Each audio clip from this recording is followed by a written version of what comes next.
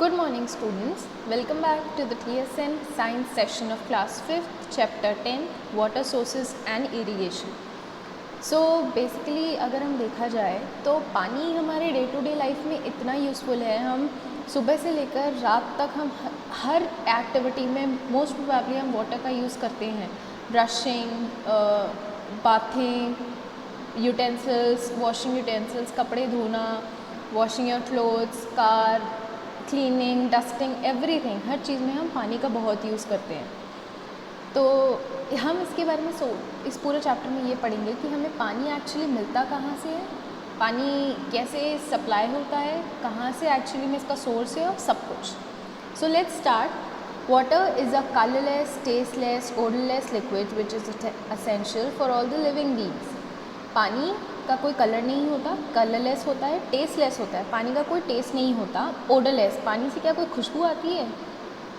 कुछ भी, अच्छी बुरी, पानी से कोई खुशबू नहीं आती है. पानी is odourless which is essential for all living beings. Living beings मतलब हर ऐसा चीज़ जो ज़िंदा हो उसके लिए पानी बहुत ज़रूरी है. चाहे हम अपनी बात कर लें, किसी और जानवर की बात कर लें, चाहे हम पेड़ों की बात कर लें, उनके लिए भी पानी बहुत ज़रूरी है. It is used not only for drinking and other household activities but also for irrigation, generating electricity, transportation, etc. जैसे कि हमने बात करी कि पानी सिर्फ पीने के लिए, जैसे मैंने शुरू में ही आपको बताया, पानी सिर्फ पीने के लिए यूज़ में नहीं आता है. पानी डे टू डे लाइफ में हमारे हर एक्टिविटी में पानी यूज़ आता है. ऐसा नहीं हो सकता कि सिर्फ पानी पीने के या घर के कामों के लिए पानी यूज़ आता है. नहीं, पानी और भी चीज़ों के लिए यूज़ आता है. जैसे इरिगेशन, पेड़ों में जहाँ से पेड़ों के लिए जब पानी कहाँ से लाया जाता है, ऑब्वियसली मेन जो बेसिक सोर्स है वो बारिश है, लेकिन कुछ ऐसी जगह हैं जहाँ पे बारिश नहीं होती या कम होती है या वहाँ पे ज़्यादा ज़रूरत होती है, तो हम वहाँ पे इरिगेशन करते हैं. Second is generating electricity, electricity produce करना. अब आप लोग ये सोचेंगे कि पानी से इलेक्ट्रिसिटी कैसे प्रोड्यूस हो सकती है, पर एक्चुअली में हो सकती है, जिसके बारे में हम अभी डिटेल में पढ़ेंगे. सेकेंड इज़ ट्रांसपोर्टेशन, ट्रांसपोर्टेशन में भी पानी बहुत यूज़ आता है. हम अब सेकेंड पैराग्राफ में हैं. About 3/4 of the earth surface is covered with water. अब ये चीज़ तो आपने पूरा, अगर आप एक मैप लेके बैठेंगे या ग्लोब लेके बैठेंगे तो आपको वो चीज़ दिखेगी कि पानी जो है वो पूरे इसमें अर्थ में आप देखेंगे तो उसमें लैंड कम है और पानी ज़्यादा है. ब्लू, आपको अर्थ ब्लू ज़्यादा दिखेगा और ग्रीन कम दिखेगा. उसका यही रीज़न है कि अगर हम पूरे अर्थ का 4 पार्ट्स में डिवाइड करें तो उसमें से 1 पार्ट लैंड है और 3 पार्ट्स वाटर है, जो कि बहुत बड़ा अमाउंट है. It is present in rivers, lakes, ponds, seas and oceans. अब पानी कहाँ कहाँ पे है एक्चुअली में? जैसे रिवर्स में है, नदियों में, लेक्स, पॉन्ड्स, सीज, ओशंस, नदियाँ, जो भी वाटर के सोर्सेज हैं, वाटर के जहाँ पे वाटर रिजर्वॉयर्स कह सकते हैं इसको. But can this water be use by us for our daily needs? क्या आपको लगता है रिवर के, पॉन्ड के, लेक्स के, सी के, ओशन के, इन सब में जो पानी है क्या हम उसे डेली यूज़ में काम में ले सकते हैं?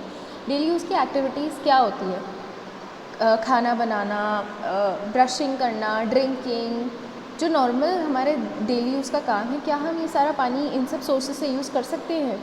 Let's talk about it. About 97% of water is present in seas and ocean. अब देख रहे हैं 100% में से 97% वाटर कहाँ पे मिलता है? सीज और ओशन में.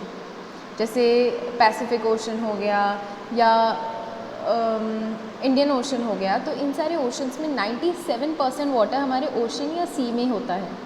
The water present in ocean and seas is very salty and therefore can not be used for drinking and other household activities. जो पानी है नदियों में या ओशंस में, जो भी पानी सीज़ में और ओशंस में जो पानी है वो एक्चुअली में नमकीन होता है, सॉल्टी होता है, उसमें बहुत सारा नमक होता है, जो कि पानी पीने के लिए यूज़ में नहीं आ सकता या घर की किसी भी एक्टिविटी में वो काम में नहीं आ सकता. अगर हम खाने में डालेंगे, खाना अच्छा नहीं बनेगा, पानी हम पी नहीं सकते. इस चीज़ का हम एक टेस्ट कर सकते हैं. आप एक गिलास में पानी लें, हाफ उसको पानी से भरें उस गिलास को, और उसमें 4 चम्मच या 2 चम्मच उसमें नमक डाल लें. इसको अच्छे से मिक्स करें जब तक पानी में नमक घुल नहीं जाता. उसके बाद उस पानी का एक सिप लेके ट्राई करें. घर पे ये चीज़ करें, लेकिन बड़ों की गाइडेंस में. अब ट्राई करें, क्या आप वो पानी पी सकते हैं? नहीं, आप वो पानी नहीं पी पाएंगे, क्योंकि उसमें बहुत सारा नमक होता है जो हमारी बॉडी के लिए नहीं, हम अपनी बॉडी एडजस्ट नहीं कर सकती इतना नमक को। द रिमेनिंग 3%, 97% ओशंस और सी में मिलता है। जो बाकी का बचा हुआ थोड़ा सा 3% वाटर है वो फ्रेश वाटर कहलाता है। एक होता है ओशन और सीज वाला सॉल्टी वाटर और एक होता है normal fresh water. A very small percentage of the fresh water is present, बहुत कम अमाउंट, मतलब 3% में से भी कुछ ऐसा अमाउंट है जो कि प्रेजेंट कहाँ पे होता है, रिवर्स में, lakes, ponds, streams which are readily available for use, जो कि बिल्कुल रेडी है, आप वहाँ से बस डायरेक्ट यूज़ कर सकते हैं विदाउट एनी प्रोसेस। आपको कोई प्रोसेस उसमें नहीं करनी पड़ेगी, डायरेक्ट आप रिवर से पानी पी सकते हैं। जैसे पुराने ज़माने में ये होता था कि लोग जो होते थे वो रिवर के पास ही अपना घर बनाते थे ताकि उन्हें ज़्यादा ट्रैवल ना करना पड़े, वो ज़्यादा जाना उन्हें ना पड़े और वो पानी यूज़ कर सकें। Most of it is in the form of snow, glaciers, icebergs, water vapour in air और ट्रैप्ड अंडरग्राउंड। जैसे कि हमने बताया कि 3% से में भी कुछ स्पेसिफिक बहुत कम परसेंट कहाँ पे होता है, रिवर्स में, लेक्स में, पॉन्ड्स में और स्ट्रीम्स में। लेकिन मेजॉरिटी उस 3% फ्रेश वाटर का भी कहाँ पे मेजरली मिलता है, ग्लेशियर्स में। अगर आप देखेंगे तो नॉर्थ और साउथ में आप देखेंगे तो वहाँ पे बर्फ़ जमी हुई होती है, तो पानी जो होता है वो जम जाता है, वो होते हैं ग्लेशियर्स। आइसबर्ग्स आप देखेंगे, बर्फ़ जहाँ पे भी जमी रहती है वो। वाटर वेपर आप देखेंगे, हवा में भी कुछ पानी का अमाउंट होता है। जैसे जब बारिश होती है तो हमें अपनी बॉडी पे चिपचिपा फील होता है, वो इसीलिए होता है कि उस हवा में वाटर वेपर्स है, ह्यूमिडिटी है, पानी है, इस वजह से हमें वो ऐसा फील होता है। मतलब पानी हवा में भी होता है। और कहाँ पे होता है, ग्राउंड वाटर में। हम जो देखते हैं ग्राउंड वाटर में कैसे हो सकता है, अब ये चीज़ आप सोचेंगे कि ग्राउंड में कैसे पानी हो सकता है, लेकिन आपने अगर अपने घर के आसपास देखा हो तो एक हैंडपम्प देखा होगा, मेजरली सबने देखा होगा। उसमें क्या होता है कि हम ज़मीन के अंदर का जो पानी है, हम उस पानी को खींच के बाहर निकाल रहे हैं हैंडपम्प के थ्रू। आई बात समझ? तो वो ग्राउंड वाटर कहलाता है। जो ग्राउंड के अंदर जो वाटर होता है that is ground water. Next हम एक नेक्स्ट टॉपिक पे आ रहे हैं, that is water sources in ancient time. Ancient time means जो पुराना टाइम था, अभी हम मॉडर्न टाइम में, वो एंशिएंट टाइम था। एंशिएंट मीन्स पुराना टाइम, जब हमारे दादा परदादा उनके टाइम जो होता है उसे एंशिएंट टाइम कहते हैं। Most of the big cities of ancient time rose around the bank of rivers. Majorly जो भी बिग सिटीज़, उस टाइम बिग सिटी कहाँ बनती है, जब लोग वहाँ कहीं पर भी रहना शुरू हो जाते हैं, मेजरली वही सिटी कहलाती है। वैसे अभी जो गांव में हम रहते हैं वो भी, वहाँ पे भी लोग रहते हैं ऑब्वियसली, लेकिन बिग सिटीज़ मतलब जहाँ पे ज़्यादा डेवलपमेंट होता है, जहाँ ज़्यादा सोर्सेज होते हैं, ज़्यादा मॉडर्न होता है, ज़्यादा रिसोर्सेज होते हैं। तो जो बिग सिटीज़ थी एंशिएंट टाइम में वो कहाँ पे बनती थी, bank of reverse. Bank of river मतलब रिवर के पास में। People of a city depends on the river of water.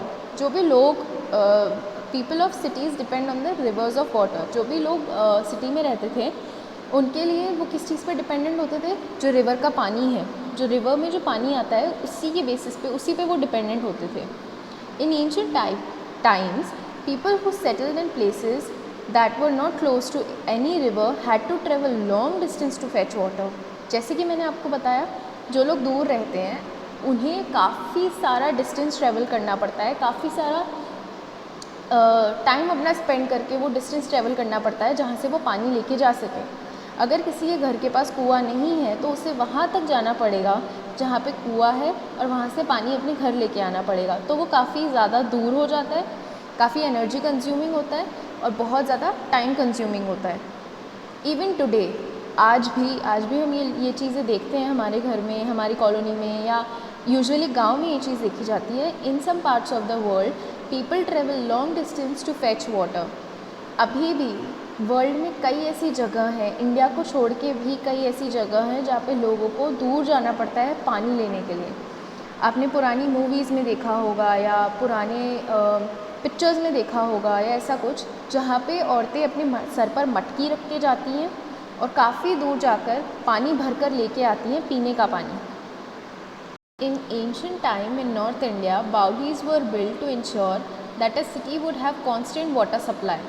पुराने ज़माने में, एंशियंट टाइम में, नॉर्थ इंडिया में, जैसे जहाँ हम अभी रहते हैं, इंडिया का जो टॉप मोस्ट एरिया होता है, वहाँ पे बावली बनाई जाती थी। बावली एक ऐसी चीज़ है जहाँ पे वाटर का आप सेव कर सकते हो, वाटर रिजर्व कर सकते हो। A baoli has two parts, a vertical शॉल from which the water is drawn and the surrounding steps that provide access to the well. एक वर्टिकल शेल्फ होता था जहाँ से वाटर एक्चुअली ड्रॉन कर दिया जाता था, बाहर निकालना, अंदर लाना, जो भी है, and the surrounding steps that provide access to the well. एक सराउंडिंग में स्टेप्स होते हैं, जैसे आप इस पिक्चर में, अगर ये राइट साइड आप एक पिक्चर देख पा रहे हैं, इस पिक्चर में बेसिकली स्टेप्स बने हुए हैं जिससे आप जो अंदर का कुआं है या जो वेल है, आप उसका वहाँ उस पानी तक पहुँच सकते हैं ताकि आप उसमें से पानी निकाल सकें। The steps were used by local people as a cool resting place during summers. अब वहाँ पे एक्चुअली में पानी है, गर्मियों में क्या होता है, इवेपोरेशन होता है, उसकी वजह से आसपास का जो एरिया होता है वो ठंडा हो जाता है। तो उस ठंडे एरिया में वो स्टेप्स यूज़ करते थे लोग, वहाँ बैठते थे ताकि उन्हें ठंड लगे, गर्मी ना लगे। There are many baolis in the city like Delhi, Lucknow, Agra and Fatehpur Sikri. अब ये कुछ ऐसे स्पेसिफिक जगह थी जहाँ पे बाउलीज बनाई जाती थी, जो कि Delhi, Lucknow, Agra, Fatehpur Sikri. Okay, now there will be a new topic which is water sources at present. So we'll study this topic in next class. Have a nice day. Thank you.